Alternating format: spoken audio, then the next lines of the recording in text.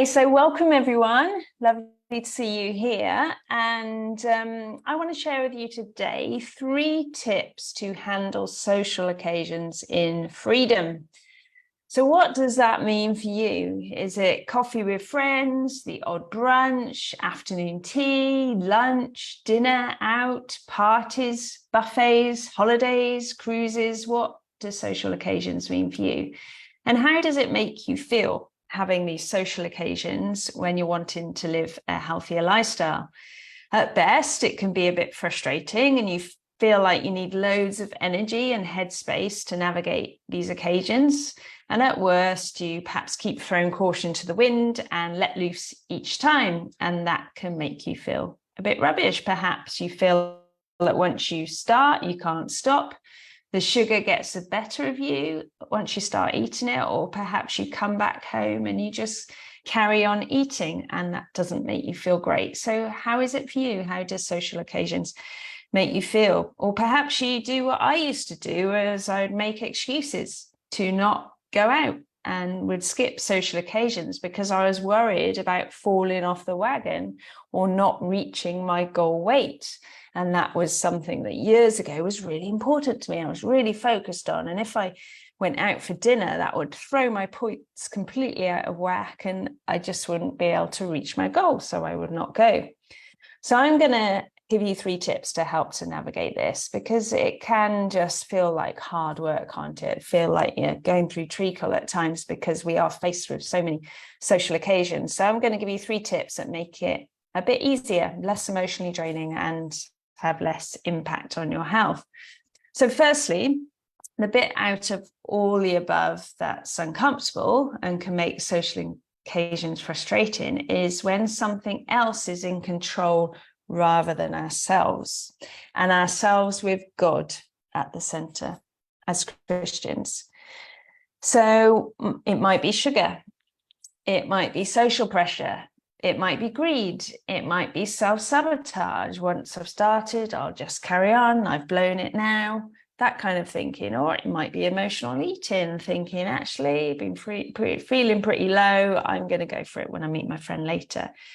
So that's the bit that needs to change. It's not actually about what you're eating. We can eat anything in completely healthy, whole and free way. It's not actually about what you're eating. But if you feel that you've lost that control and you're not doing what you'd really like to do, we can look at. So spend some time inviting God into the social situations that you find yourself in and ask him to help you to make choices that you're at peace with. So perhaps that's trying a little bit of everything. Perhaps that's just enjoying being cooked for by someone else. Perhaps that's eating beforehand and not actually eating, but just having a drink. Perhaps that's having the dessert on the menu because it's your absolute favorite and you don't get to have it very often. Perhaps it's been okay with just having a starter and a main. Perhaps it's sharing a cake. What is a peaceful outcome for you? It will most likely be different each time in each different social occasion, but as you approach the social occasion, ask for God to help you to find that peace in that situation. Remember, we're looking at body, spirit and soul health. So it's not just about, but I won't reach my goal weight. It's about what's a healthy thing to do in this situation. What would Jesus do in this situation? How can you invite Jesus in? So it's more about him than anything else being in control. Remember, it will be different each time. So one time it might be that you have a dessert and you have complete peace with that. But another time, you wouldn't have peace if you had that dessert. You've already had 2 desserts that week or something like that. It will be different every time.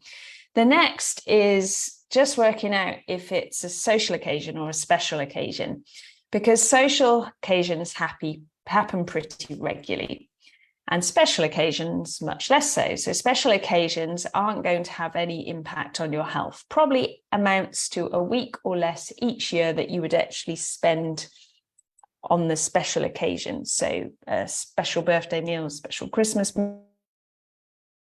meal, maybe a holiday, but most of the holiday possibly eat healthily, but maybe there's 2 meals on the holiday. So it's probably going to add up to about a week. So be honest, social occasions are a bit different. These could be things like coffee and cake 2 or 3 times a week, conferences that you keep attending with work where there's food available, parties, maybe a toddler group where there's always cake, or a church group where there's always cake. So for me, I used to go to a ladies' Bible study on a Thursday, and there was always cake. There was always lots of cake. And so I just made an overarching decision that I would have coffee cake or carrot cake. If it was there, I would have a small piece of those because I love them and enjoy them. Anything else, so I'll just leave and just have a drink. That was an overarching decision I made because it happened regularly. It happened every week. I knew that if I ate a big piece of cake or 2 pieces every week, it would have an impact on my health because there's other things going on as well. Maybe it wouldn't have an impact if it was literally just that every week. And when I was working for a company that organized conferences for GPs, I used to carry things in the car that I could eat for snacks and sometimes even meals. I would sometimes meet my colleagues later and just have a drink with them instead of dinner, because I was on the road for about 30 weeks a year. And if I'd have treated everything like special occasion, let's have whatever, then it would have had an impact on my health. So are the things you're thinking about social occasions or special occasions? Because if they're just special occasions, have peace, enjoy them, be absolutely fine. If they're social occasions, it might be that you have to look at your week and just think, actually, I am eating out twice and I am having a piece of cake 3 times. That is having an impact on my health. Okay, and then you might want to make some decisions about that. You don't have to. Okay, and then the practical. Do you need to make sure you're not hungry before you go out? Do you need to keep your hands busy with a drink? Do you need to focus on the conversation rather than the food? Do you need to really picture what you want beforehand? How do you want to feel when you come back in the door or when you go to bed later that evening? So those are a few practical things to help you as well. Let me know what your kind of social occasions are that you deal with that you find a little bit challenging. I would love to know. And whether they are quite regular or whether they are more special occasions. Do let me know right in the comments. It'd be lovely to have you join a Healthy, Whole and Free program. We look at all kinds of stuff like this. So we put the link for that. And also we have a meal planning masterclass coming up. So if you're watching this on Facebook, it's next Monday. So it's Monday the 6th, and there's also one on the Wednesday the 18th of October. So we'll put the links for those. If you're watching this later on the blog, then we'll put the links for all the online events below as well. Okay, take care and I'll see you soon. Bye-bye.